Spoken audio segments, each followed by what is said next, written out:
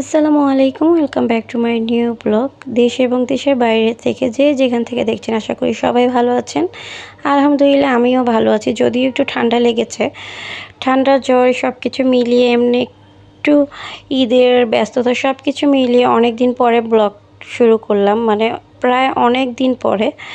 তো এই যে আমের ভর্তা বানিয়ে খাচ্ছিলাম, তো সেগুলো একটু দেখালাম আপনাদের। যে কাঁচা আম এনেছিলাম আপনাদের ভাইয়া বাসায়, তো সেইগুলো আমি ভর্তা করে খেয়েছি, সেটা দেখালাম। আর এখানে হচ্ছে লাল শাক কাটতেছিলাম, তো তখন আমার বাচ্চাগুলো সব আমার আশেপাশে এসে বসেছিল। একজন তো ঘুমিয়ে গেছিলো, তো ঘুমের থেকে উঠছে আমি নড়াচড়া দেওয়াতে।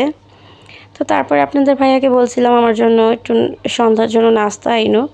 তো তার কাছে সন্ধ্যার নাস্তা মানেই বিস্কিট। তো এই যে এখানে সে এতগুলো বিস্কিট নিয়ে আসছে আমার জন্য, তো সেগুলো আমি সুন্দর করে গুছিয়ে রাখতেছিলাম হাতের সামনে। যখন মানে ক্ষুধা লাগে যাতে হাতের সামনে পাই, সেজন্য একটা বাস্কেটের মধ্যে রাখছিলাম। আর সবার কাছে আমি ক্ষমা চেয়ে নিব যদি আমার ভয়েসটা বোঝা না যায়, কারণ আমার প্রচুর ঠান্ডা, ভয়েস একদম ভেঙে গেছে। যার কারণে আসলে কথা বললে আমি বুঝতেছি না যে আসলে আপনারা বুঝবেন নাকি বুঝবেন না। তারপরে ভয়েসটা দিচ্ছি, যেহেতু অনেক দিন প্রায় গ্যাপ পড়ে গেছে, 1-1.5 মাসের উপরে হয়ে গেছে যে আমি কোনো ব্লগ ভিডিও আপলোড দিচ্ছি না। আসলে সংসারের এটা সেটার ঝামেলা, তারপরে নিজে অসুস্থ, সব কিছু মিলিয়ে আসলে এতদিন দেওয়া হয় নাই। তো এখানে আপনাদের ভাইয়া হচ্ছে ঈদের জন্য পোলাও চাল কিনে আনছিল। তা আমি ঈদের মধ্যে আমার এত জ্বর ঠান্ডা ছিল, যার কারণে আমি কিছুই রান্না করতে পারি নাই। তো সেগুলো গুছিয়ে একটা ডিব্বার মধ্যে রাখতেছিলাম। অনেক দিন ধরে হচ্ছে গিয়ে খাবারের যেটা সেটা খানাডলির মধ্যে ছিল। তো আমি চিন্তা করলাম যে পোকা ধরে যাবে, আমি একটা ডিব্বার মধ্যে এটা রেখে দিই। তো রেখে দিলাম।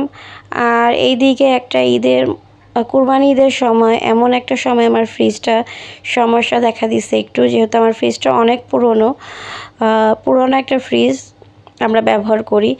যার কারণে এটা হঠাৎ এটার যে কি হয়, আমি তারপরে আমার ফ্রিজে যত মাংস ছিল আমার বড়াপুর ফ্রিজে আপাতত রাখছি। তারপরে এটাকে বন্ধ করে পরিষ্কার করে নিয়েছি পুরোটা।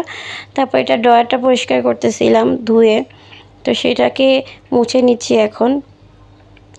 মানে আমার ফ্রিজটা অলওয়েজ কুরবানি ঈদের সময় এরকম করে, অতিরিক্ত মাংস রাখার কারণে বরফ জমে না, একদম কী যে হয়, মানে আর কয়েকদিন পরে নষ্ট হয়ে যাবে এমন একটা অবস্থা।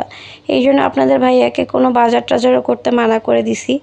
তো ফ্রিজে আসলে সবজি বলতে কিছুই নাই, 2টা লেবু ছিল, শসা ছিল, সেইগুলাই ড্রয়ারের মধ্যে রেখে এখন ড্রয়ারটা ফ্রিজে ঢুকে রেখে দিচ্ছি।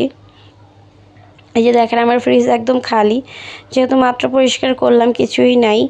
আর এই যে এখানে দেখেন, বললাম না অনেক পুরনো ফ্রিজ, এই ইগুলোর মধ্যে যেই কালারটা ছিল সেইটা উঠে ভিতরের জংটা বের হয়ে গেছে লোহার। আর এই সাইজে এটা একটু পানির বোতল, সস টস এগুলা। তারপরে হচ্ছে গিয়ে আটা বরমের মধ্যে রাখবো। তো আটা রাখার জন্য আমি সবসময় আগে চেলে নেই। তো আমি আটাগুলো আসলে ভালো করে চেলে তারপর ডিব্বার মধ্যে রেখে দিই, যাতে প্রতিদিন আমার ঝামেলা করতে না হয়। একসাথে সবগুলো চেলে তারপরে রেখে দিই। আমি আসলে অনেকগুলো কাজ একবারে গুছিয়ে রেখে দিই, তারপরে প্রতিদিনের কাজটা খুব সহজ হয়ে যায়।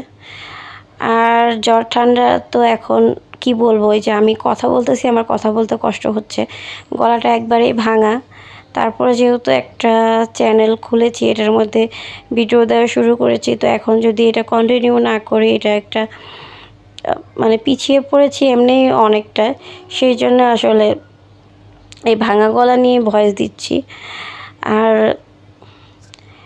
এমনিতেও দেখা যায় সংসারে কাজকর্ম সব কিছু করতে করতে জ্বর ঠান্ডা চলেই আসে। আর এখন যেটা দেখলাম যে সবার ঘরে ঘরে জ্বর ঠান্ডা শরীর ব্যথা, মানে এটা একটা ভাইরাসের মতো অবস্থা। প্রথমে তো আপনাদের ভাইয়ার জ্বর আসছে, তারপরে আমার জ্বর আসছে। একদম চাঁদ রাতের যেটা, মানে ঈদের আগের দিন রাতেই আমার জ্বরটা আসছে। মানে ঈদটা আমি একদম ভালো মতো করতেই পারি নাই, শরীর ব্যথা, মাথা ব্যথা, হাত পাও ব্যথা, সব কিছু মিলিয়ে একদম এমন অসুস্থ ছিলাম। কতদিন তো ঠান্ডায় কথাই বলতে পারি নাই, জ্বর কাশি সব কিছু মিলিয়ে। তো তারপরে আস্তে আস্তে এখন একটু শরীরটা অনেকটাই ভালো, তারপরেও গলাটা ঠিক হচ্ছে না। ওষুধ খাচ্ছি, ঠান্ডার 1 বোতল কাশি ওষুধ আমার শেষ। তারপরেও আলহামদুলিল্লাহ এখন কথা বের হচ্ছে গলা দিয়ে। এমনি তো না হলে কথাই বলতে পারতেছিলাম না, মানে আমি কথা বলি কিন্তু কেউ বুঝছে না আমি আসলে কি বলি, গলা এত ভাঙা ছিল এত পরিমাণে। তো এই তো আটাটা আমি চেলে ডিব্বার মধ্যে ভরে রেখে দিলাম। তারপরে এখানে দেখেন এতদিন অসুস্থ ছিলাম, টানা জ্বর ঠান্ডা ছিল, তো আমার ঘরে কি পরিমাণ থালাবাটি জমছে আমি সবগুলো আজকে একবারে ধুইছি। আর এখানে হচ্ছে ফ্রিজটা যেহেতু অফ করে একটু ধুয়ে পরিষ্কার করছি, তো ফ্রিজের মধ্যে বুট সিদ্ধ করা ছিল, তো সেগুলো আমি একটু এখন বাগার দিয়ে নিচ্ছিলাম। আর এখানে ফ্রিজে আমার আম ছিল, আমের আচার ছিল, তো ওই আমের আচারগুলো একটু বের করে গরম করে নিলাম। এটা মানে ফ্রিজটা বললাম না যে ঠান্ডা হচ্ছিল না, বরফ জমতেছিল না, এই জন্য সব কিছু একটু নষ্ট নষ্ট হয়ে আসতেছিল এরকম। তো এই আমের আচারটা জাল দেওয়ার পরে এখন একটু ভালো লাগতেছে খাইতে। তো তারপরে এখানে হচ্ছে কাঁঠালের বিচি নিয়ে নিছি। আজকে আমার মন চাইলো যে একটু পাতুরি খাই, কাঁঠালের বিচি আলু একটু শুটকি দিয়ে যে পাতুরি করে আমাদের, আমি তো পাতুরি বলি, অন্য মানুষ কি বলে আমি জানি না। তো এরকম কাঁঠালের বিচিগুলো আমি এরকম কুচি কুচি করে কেটে, আলু কুচি কুচি করে কেটে এটার সাথে করব পাতুরি। তো ওইটা আর আমার শ্যুট করতে মনে নাই। তো এখানে হচ্ছে গিয়ে আমরা মানে কিছুই শ্যুট করতে মনে নাই। এরপরে কাজে এত ব্যস্ততা ছিল যেহেতু অনেক দিন পরে ঘরে সম্পূর্ণ কাজ একসাথে করতেছিলাম। তো এখানে হচ্ছে গিয়ে ডাল ভুনা করছিলাম, সেটা খেয়েও ফেলছি। খাওয়ার পরে বাকিটা একটু গরম করে রাখতেছিলাম। আর এখানে হচ্ছে গিয়ে ওই যে পাতুরি করছি সেগুলো একটু আলু ভর্তা করছিলাম সাথে। খাওয়ার পরে আমার মনে পড়ছে যে এগুলো একটু করি, ভিডিও করি।